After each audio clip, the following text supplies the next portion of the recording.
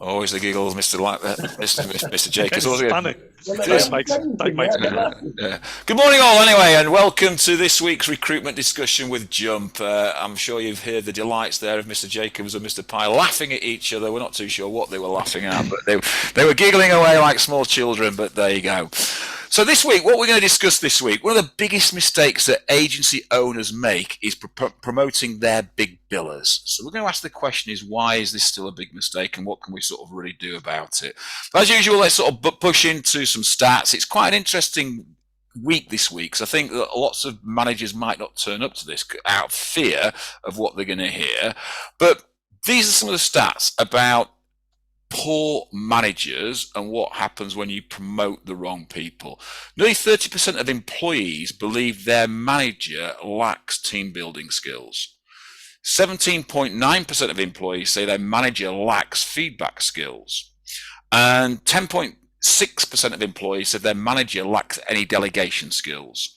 14% of employees said that their manager lacks time management skills. And 60% of people believe they have a good manager, 6% a terrible manager, and 14.8% a not so great manager, and 19% an average manager. So it says there's a lot of people that have good managers out there, but there's a lot of poor managers out there as well. 8% of employees feel that they can approach their boss with a problem, where 11% believe the opposite. 67% of employees feel that they can make a mistake without their boss holding them against them. 15% disagree with that.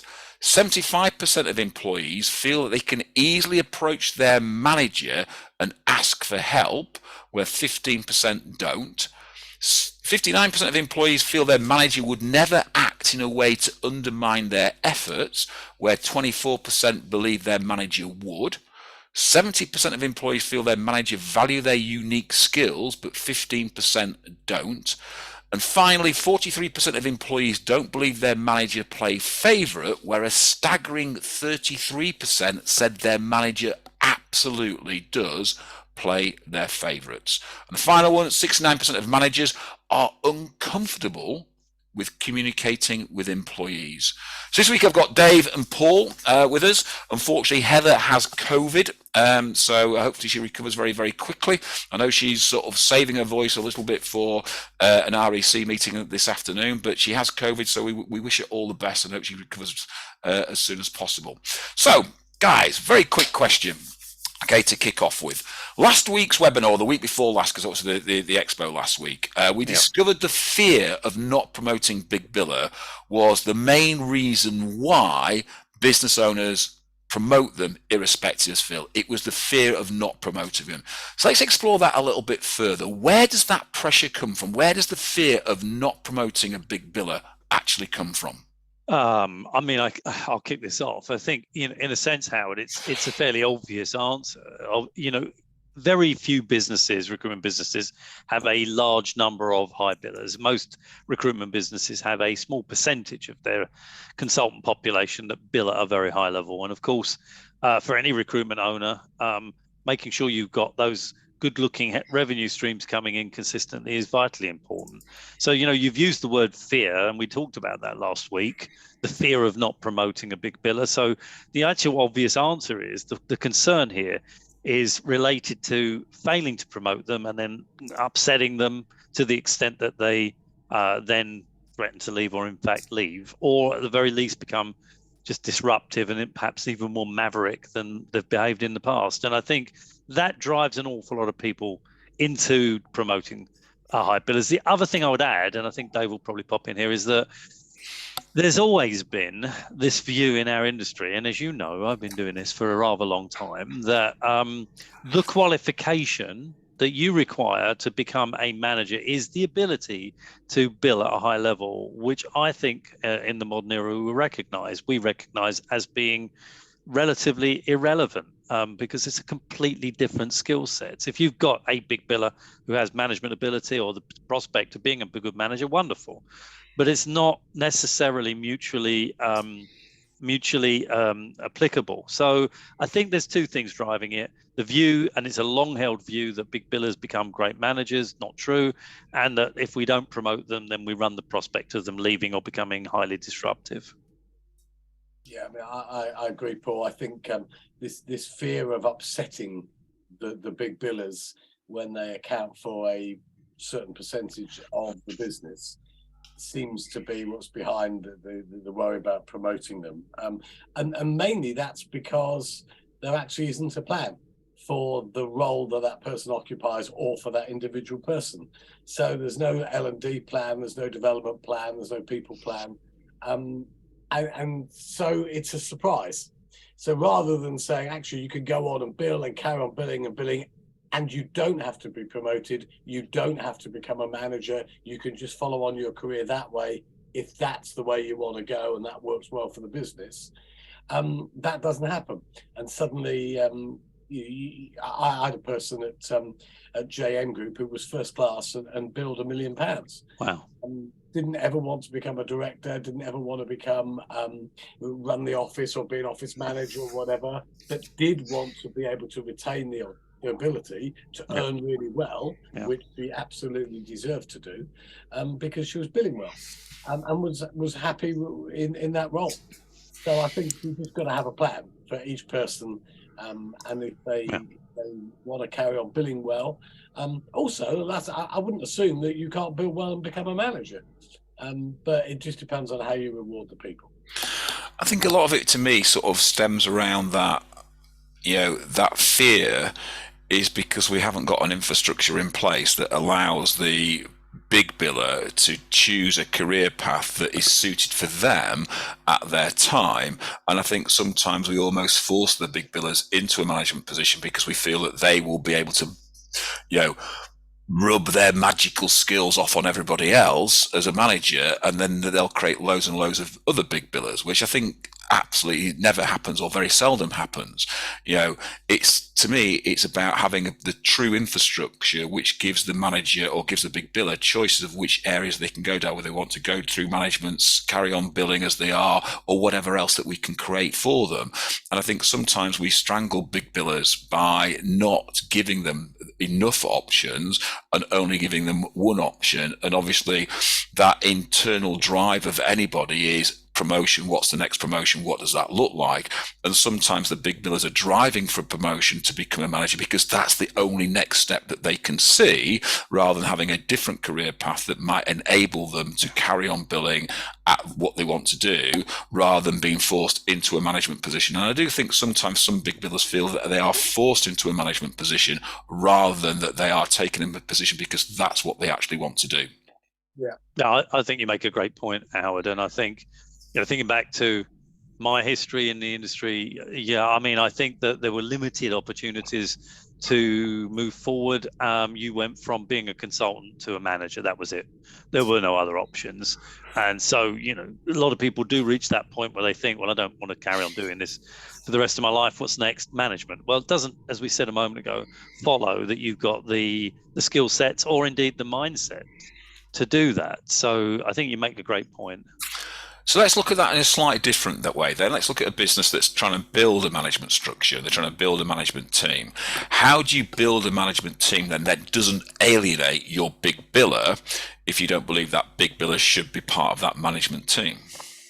I think if Heather was here today, she would be talking an awful lot about career paths, and she would be talking about how important it is to be transparent with people from the get-go when they even at interview point, let alone when they're started with the business, really explaining the options available to individuals when they join the business, so that their perception of how they can get along in the business becomes pretty clear, and that they recognize that there are more than one, there are several paths they can travel down.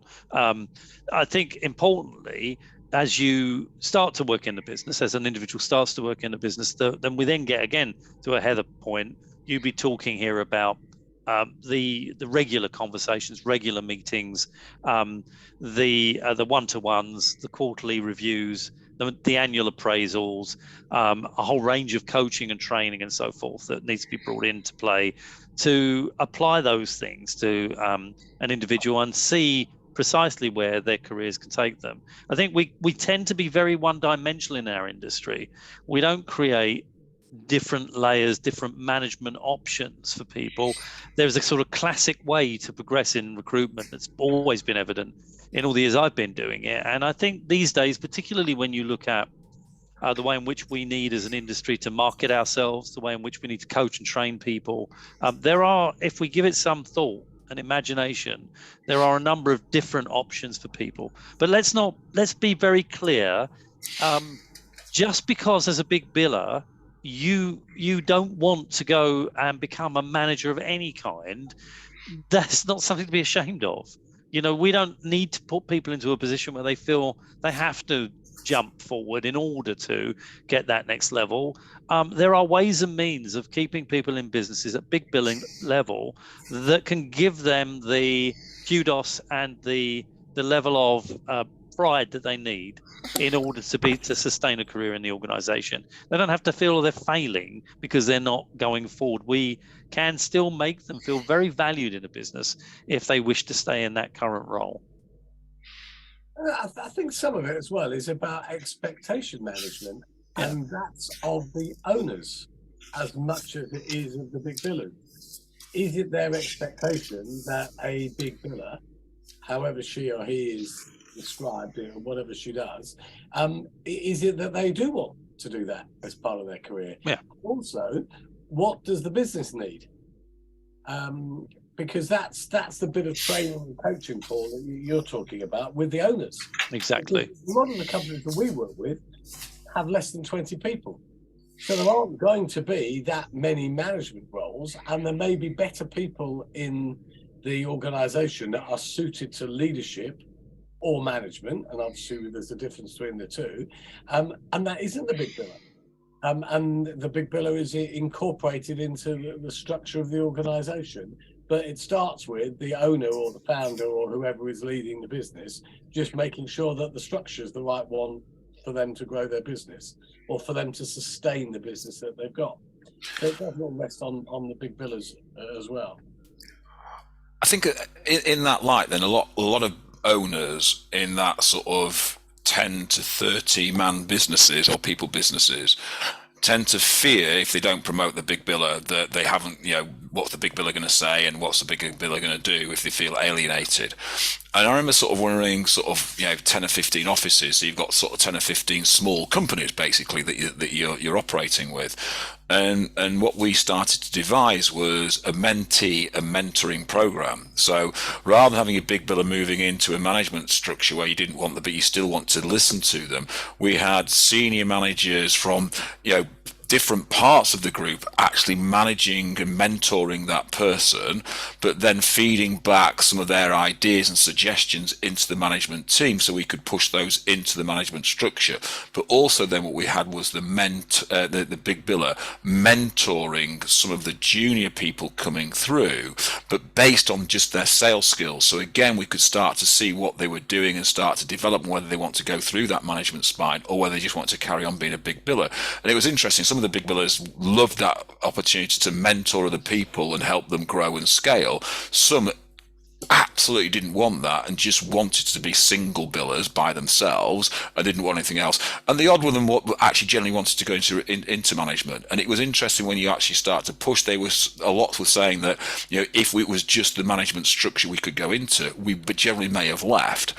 And it was interesting speaking to quite a lot of people who would open their own companies.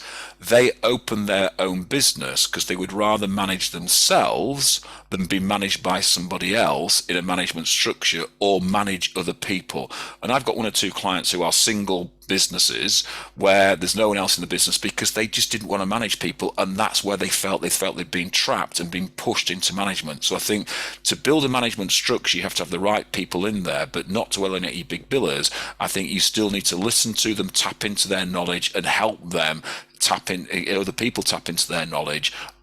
and not ignore them, where lots of people ignore them. And I've got one client, she said she was absolutely almost ostracized by her client, by her company, because she didn't want to become a manager. She just wanted to bill. So she left, and she's billing in excess of 350k a year, and that's lost from that company.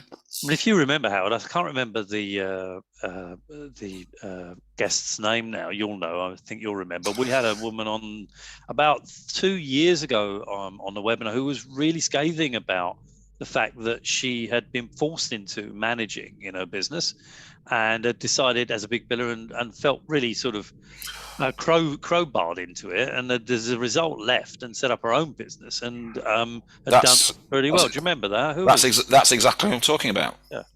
That's exactly what I'm talking about. She's one of my clients, and she's still sole business and doing really, really well and enjoying it, and enjoys the freedom of not having to manage people. Yeah, and what a loss to her previous employer. If they'd have been, more imaginative about how they could have kept her in the business, she may still be still there. I can't get my teeth straight today. What's going on? I picked out the wrong month. So when promoting anyone into a sort of management position, irrespective of level, or into that management marketplace, what are the key reasons then to promote people?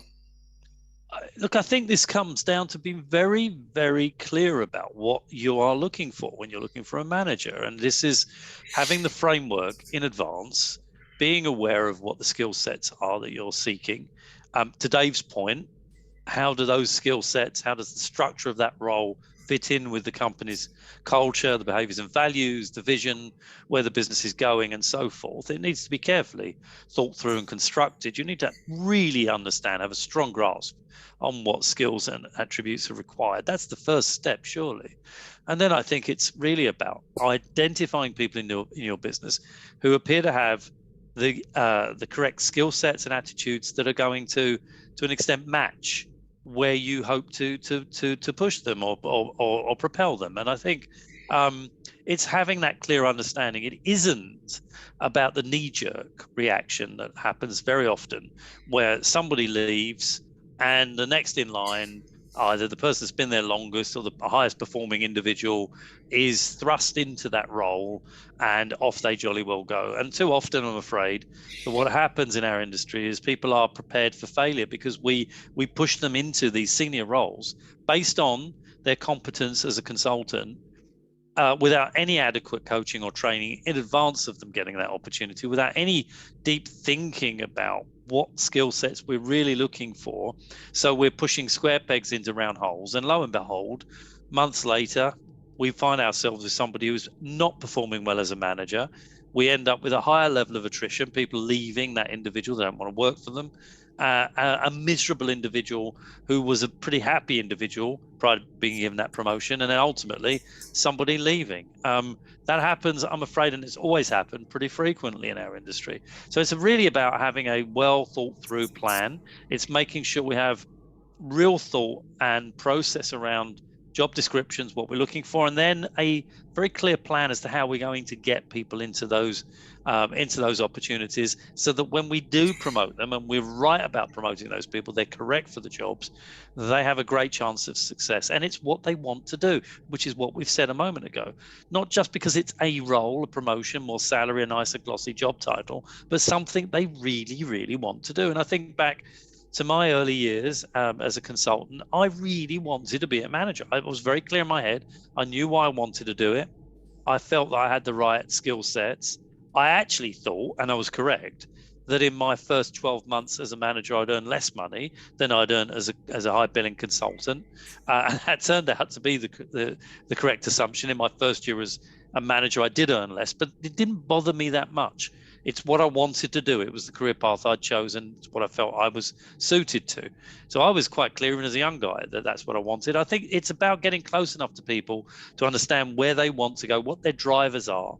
And then, as I said, making sure that we are working towards that way in advance of having people in a position where they're ready to take on those opportunities. And I think to add to Paul's point, the other aspect of this is You can't promote people into a position that doesn't exist. Often in recruitment, we just try to promote people because they've been there a long time or they're doing well. But actually, if you take your organization and actually map it, how many team leaders do you need? How many managers do you need? And then you work that out, and then you promote the people. So you don't promote them because they've been there a long time or because they've been very good. You can only promote people into a job that is there for them to do. So tenure and success is one reason for promotion, but not the overriding reason. There's got to be a job there. Because otherwise, if you've got 5 people that join you at the same time and they all do well, do they then become 5 managers when there's no one to manage? Do they become 5 team leaders when there isn't a team? So I went and worked with a company that had 6 team leaders and 11 people. So they didn't need to be team leaders. They could have rewarded them in a different way. Their behavior would have been a little bit different because they were then getting frustrated that they had been promoted, but there was the role that they were doing didn't have any people for them to manage or lead.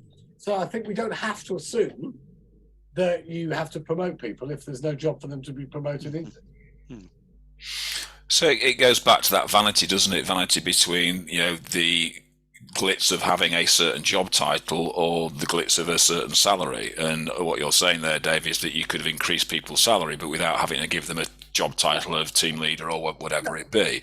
And I think the question is that what's the key reasons for promotion? I think, Paul, you hit the nail on the head there, which is, you promote the right people into the right jobs, but you have to have the career path there for those right jobs, and therefore you need to understanding what the skills are, but what the behaviors are for those right jobs. And I think that's where we start to differentiate, is that lots of people forget that a management skill is more of a behavioral skill than an actual physical skill, where sales is more of a physical skill than an actual behavioral skill. And those people that are really good at sales, some are, I would class, and I have no issue with them whatsoever, very selfish, single-minded people, whereas a manager, you can't be selfish and single-minded. So it is very much about the right behavioral traits rather than around the right skill traits to actually get there.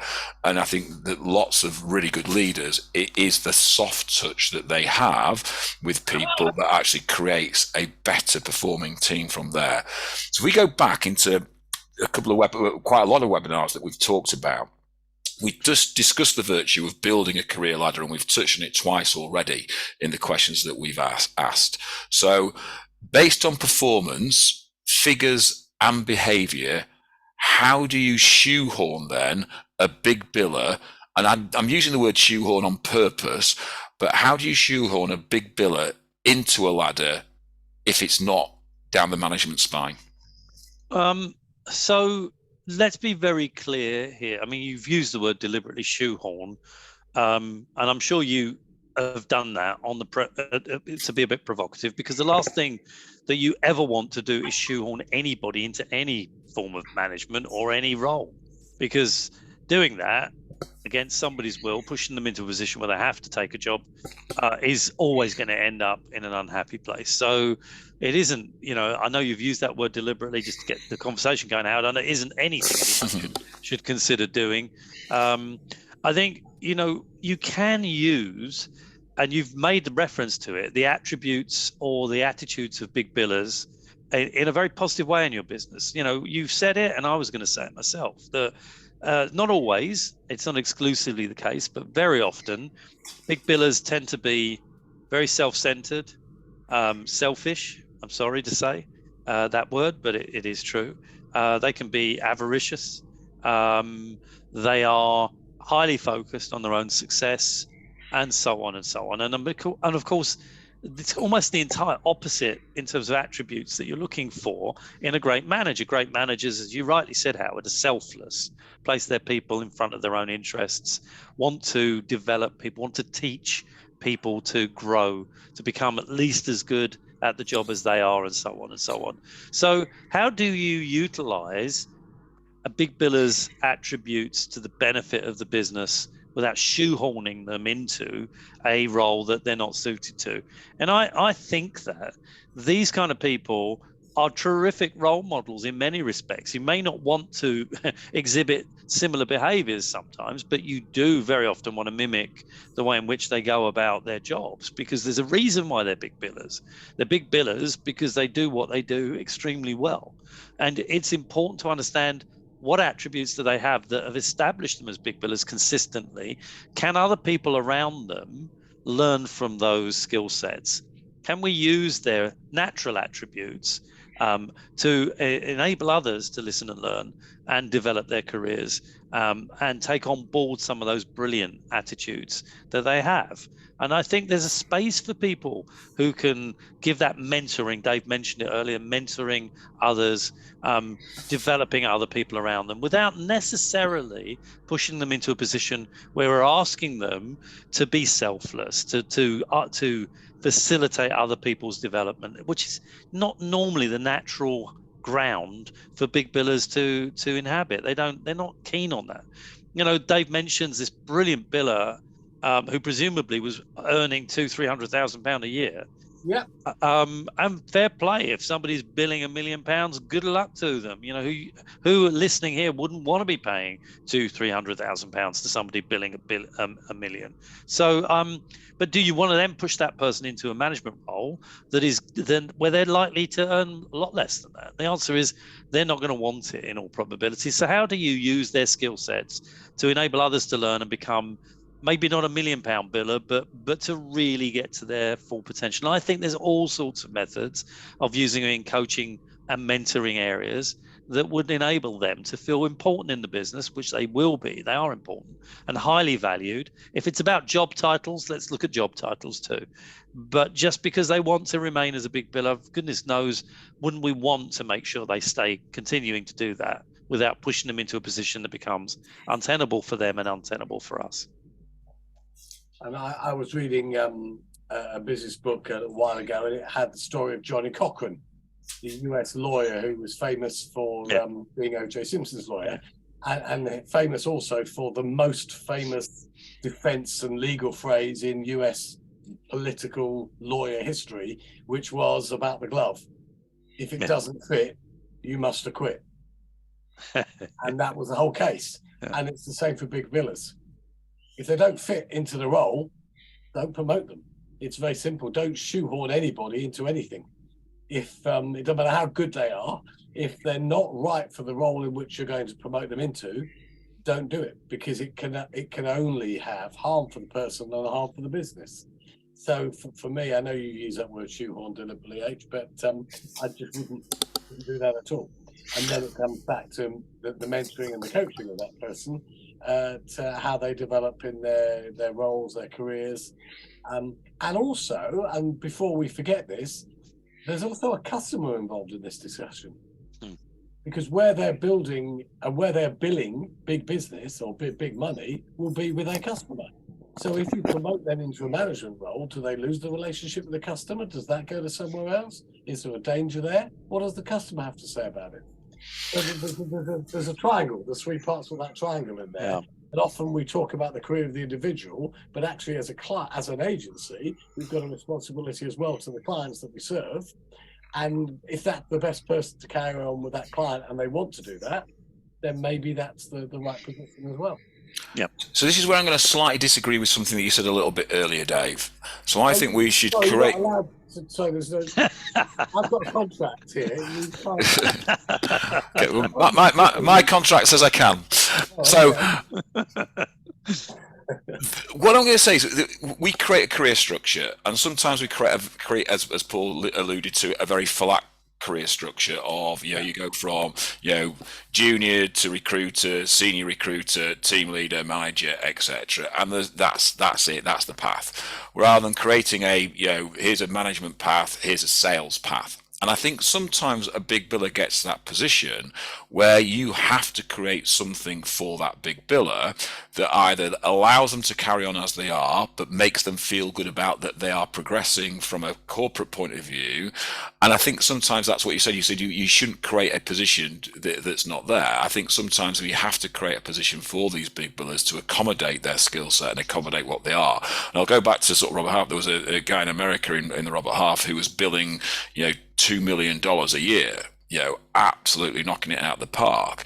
And they created a small little, not office, but an environment for him where he had 2 resources working for him full time, and that's what he did. And it completely broke their model. It wasn't their model to have resources working for people at all, but he didn't want to manage. He didn't fit into their career path. He didn't fit into any structure within their business, but boy, could he bill.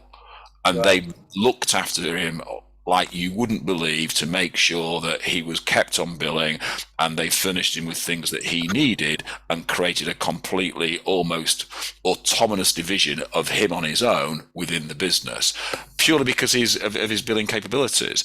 And I think that's where the lack of sort of foresight from a manager or the company sort of curtails big billers, because they have to shoehorn them into, this is the process that we've got, let's shoe them into this process, and that's where we lose. So we've got to really work on, we sometimes, I think we have to create something for big billers. Because we think about it, big billers, they carry an awful lot of power. Yeah. So how do you harness that power to help influence others without destroying the chain of command? Well, and this may not be true of every big biller, but it's often the case that they have an ego. And I think that one of the things we need to be aware of is ensuring that if they're not going to be promoted because they don't want to be, or because, as Dave says, we can't really create a role for them because of the structure of the business or the size of the business, then it is about, if I can use the expression, pandering to ego. How do we continue to make them feel valued and very much an integral part of the business? We don't want them feeling that other people in their minds, and it may be the case, with less ability are being promoted above them, and indeed they end up reporting into those people potentially, and they feel resentful of that and ultimately feel that they've been dealt a bad hand, so they're going to leave. And I think a lot of that comes down to being very close to, I'm just going to say, it's about being close to everybody in your business, but it's particularly about being close to these very valued members of your team and understanding what they want from their careers. I mean, we've, again, back to the point about, shoehorning people. That's not what we want to do. We want to understand where they want to go in their careers. And it may be, back to the earlier point about the huge big biller, £1 million, it may be they're very happy doing what they're doing. But how do we continue to increase their level of satisfaction with the business, with their standing in the business, with how they're viewed by their peer group, by their bosses, and indeed, Dave's point, very, very valid point, by their clients and their candidates? How do we do that? And I think a lot of that does come down to making sure, A, we know where they want to go, and not feeling that just because we spoke to them once a year, which is not the way that we should be dealing with this on an appraisal basis, that we understand where they're at. But I'm talking about speaking to them regularly, sometimes every week, certainly every month and every quarter, to really understand what's going on in their lives and what they're feeling and where they want to be. Because just because they don't want to progress today doesn't mean that will still be the case in 6 months or 12 months. So being close enough to understand that. But it's also, I think, about making certain that in a whole range of ways that we are validating their existence in the business, that we're giving them a real sense that they're highly valued, that other people recognize their value to the business in a range of ways.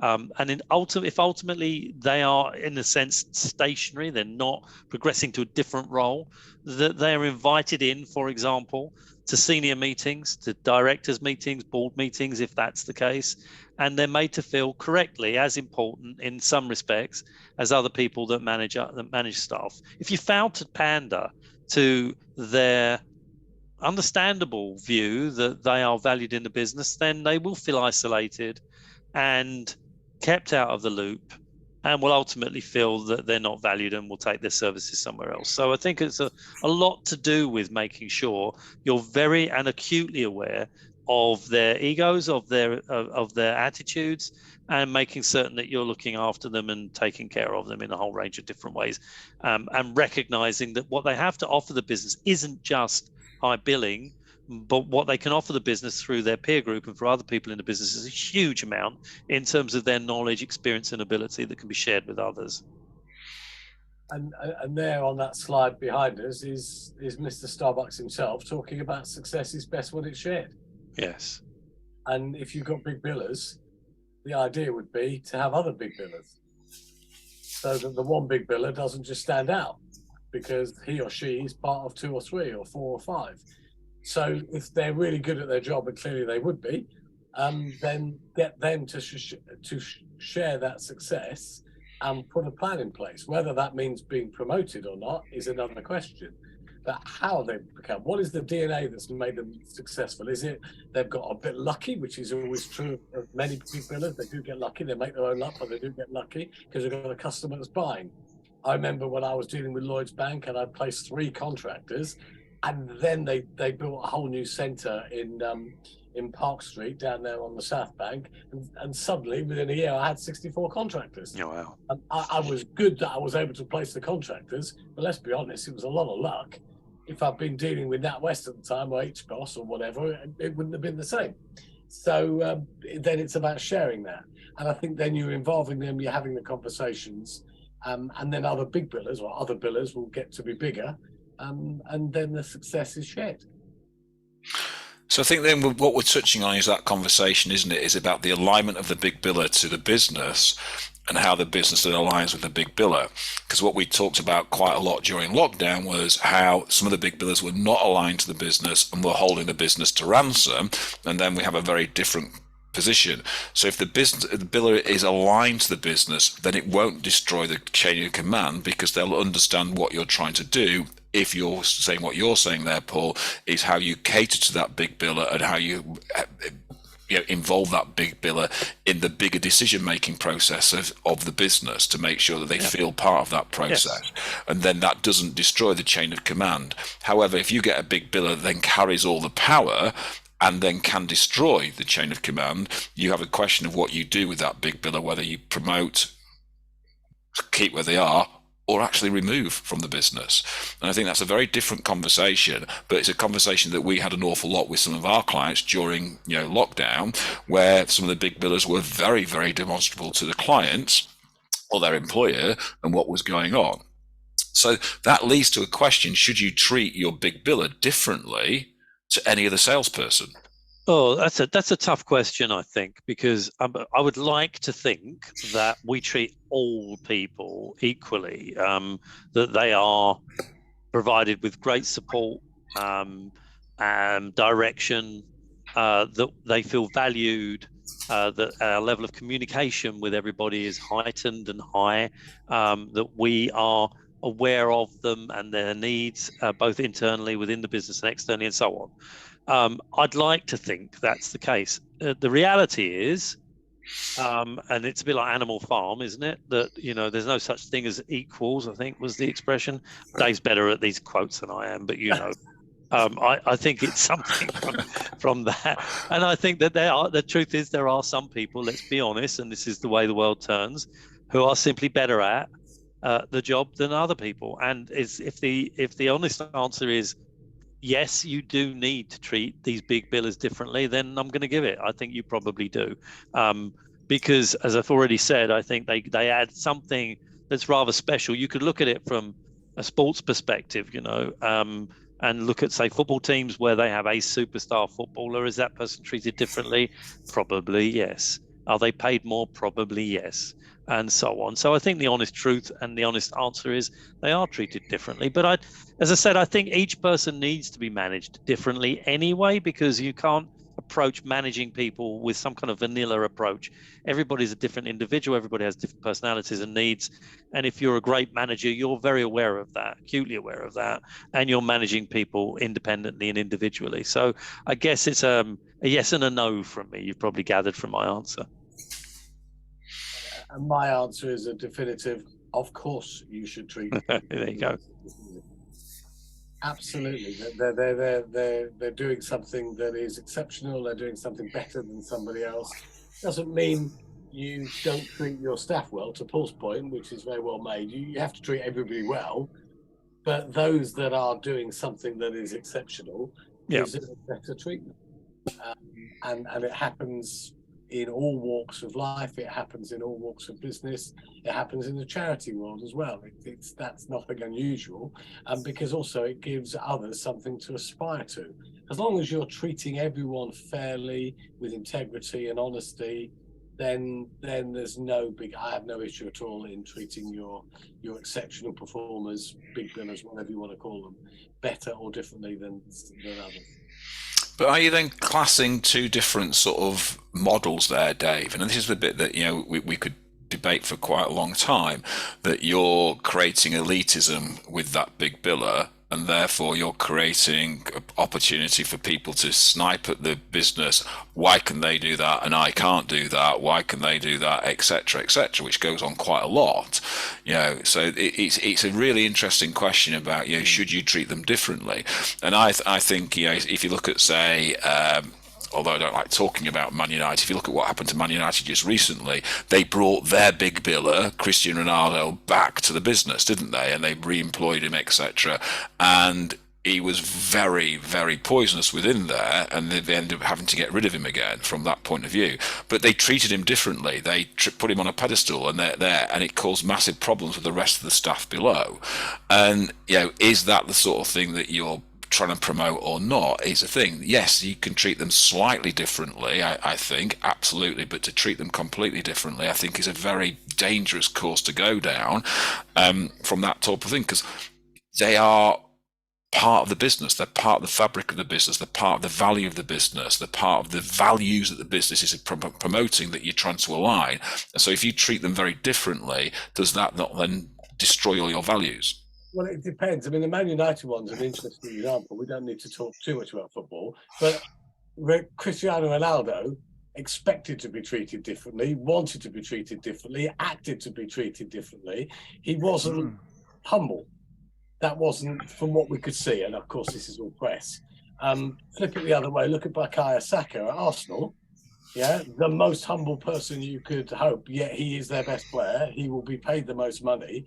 And yet, as a role model for other people in that club, even at 21, he is a superb role model. And absolutely nobody at that club has any issue with him being treated differently. Because he is different, because he's so much better at that age than anybody else there. And that's great. So he does get treated differently. I think there was a little bit of arrogance from what I could see from someone like Ronaldo, and that's about culture. So the culture at United wasn't right there, but if the culture at your agency is right, then the people who are working within the company that aren't big billers will be happy for the big biller to be treated differently, because culturally, that's a great thing. So then, looking at that then, how do you create a supporting environment where your big billers support your management team and your management support your big billers team with regards to growth, training, development, etc.? Well, I think it's about making sure, I think we've already said, that they feel comfortable in dedicating time to assisting others, and that you give them that opportunity if that's where they want to go. And my experience of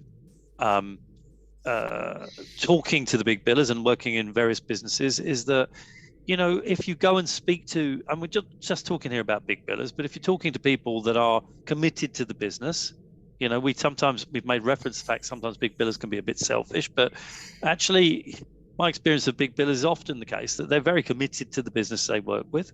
Often they're very long serving. So bringing them into that kind of management circle and getting them to advise management about what's going on in the market, what's going on with their competitors, their clients, their candidates, is tremendously valuable. And it's often, in my experience, the case that they absolutely have their finger on the pulse. They know exactly what's going on. Their information, their knowledge, their direction is extremely useful. So obviously inviting them to advise the board, advise senior management, to be integral to decisions in certain areas of the business is easy, I think, to manufacture in terms of the way in which we go about that. All businesses should have very open and transparent means of communication.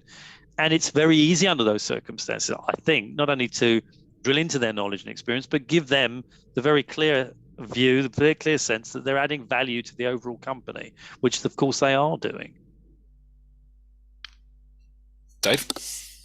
Yeah, I think it comes back almost that first point that we were saying. It's about making sure they've got a proper training and development plan, so they understand this is where they fit into the organisation, this is the culture of the organisation, these are the skills you need for this role, these are the skills you need for the next role, or whatever that role may be. And they've got their own a plan that they feel loved, they feel accepted, and they feel there's somewhere for them to go. Whether that is more big billing or whether that's management or the next job, just as long as you're having those conversations, I think you're looking after them well.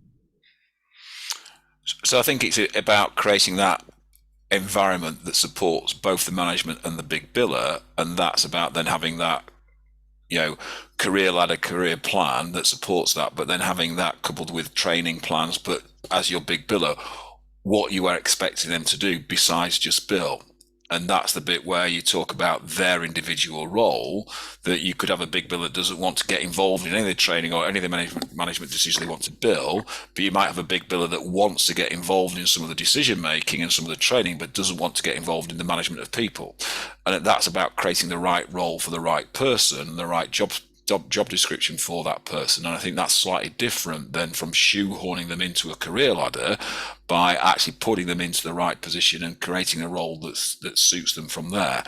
And I think what we all talk about, and I'll go back to what we said the other time, we talked about there's one of the MDs from a company in Manchester who grew a business to 100 million turnover. And the first things that he said was, if he could have his time again, he would go back to his original recruitment process, which was to recruit the right people into the business rather than anybody. And the second would not to promote big billers into managers, because he lost so many big billers and lost so many staff because of promoting big billers into managers that couldn't do the job. And his final thing was he would then train people to be really good managers. And it was interesting. Here's a guy that's grown a £100 million business, but that's what he would change if he had his time again. So I think we all look at big billers and shoehorn him into positions that isn't right, doesn't work, and we've got to change that. So next week we're going to ask a different question, because this webinar series has all been about management and the managers, or moving into that management spine. Next week we're going to ask the question about billing managers or operational managers. So people who actually bill and still then manage people, or people who just manage people and the operations within those people. Who gets the best return? That's what we're going to talk about next week. So it's going to be, again, an interesting one from a management point of view. Dave, Paul, thanks so much for your time. Pleasure. Ladies and gents, thanks for your time, and we look forward to seeing you all again next week. Bye, everybody. Have a good week, everybody. Thanks, Paul.